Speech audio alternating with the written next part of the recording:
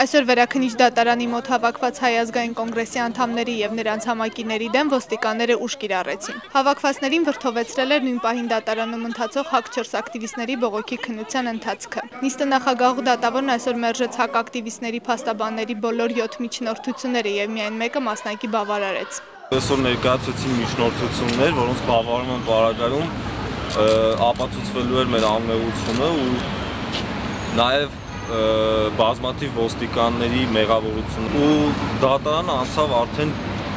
կարելի ասել բիրտ մեթոդների։ Դատարանի դահլիճից նախեռացվեց դատապարտյալ Տիգրան Առաքելյանը, որից հետո դատարանը լքեց նաև նրա պաշտպան Վահե Գրիգորյանը, այս կերպ իր վրդովմունքը հայտնելով դատարանի նկատմամբ։ Այնուհետև դատավորը հեռացրեց մեղադրյալներ Սարգիս Գևորգյանի եւ Դավիթ Քիրամիջյանին։ Էլի այն պատճառով, որ հայտնեցին վրդովմունքը, պաշտպանության կողմը զրկվեց ինչպես պաշտպանական ճառասելու իրավունքից, այնպես էլ ամբաստանյաները զրկվեցին վերջին խոսքի իրենց հնարավորությունից։ Միայն դատապարտյալներից մեկի Արտակ Կարապետյանի ներկայությամբ դատարանն այսօր ավարտեց երիտասարդների վերաքննիչ բողոքի քննությունը եւ վաղը պատրաստվում է հրապարակել իր վճիռը։ Առանց մեզ որևէ ձայնի իրավունք տալու դատականիստը համարվեց ավարտված։ Սա ուղղակի խայտարակ դատավարություն էր։ Հիշեցնենք, որ ՀԱԿ-4 ակտիվիստները դատապարտվել են 2-ից 6 տարվա ազատազրկման 2011 թվականի օգոստոսի 9-ին Կարապի լճի հարևանությամբ ոստիկանների հետ բախվելու եւ նրանց նկատմամբ ուժ կիրառելու համար։ Փառանձեն Վարդանյան, IPV։